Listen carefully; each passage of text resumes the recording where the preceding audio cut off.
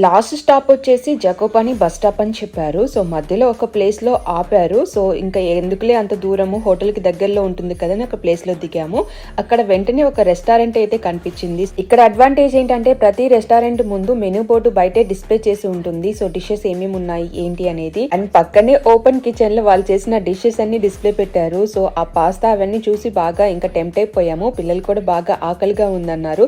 So అందుకే లోపలికి వెళ్ళి అక్కడ టేబుల్ అయితే అడిగాము. సో కింద అయితే అవైలబుల్ గా లేదు. సో పైన కూడా సీటింగ్ ఉందన్నారు. సో పైకి వెళ్ళాము.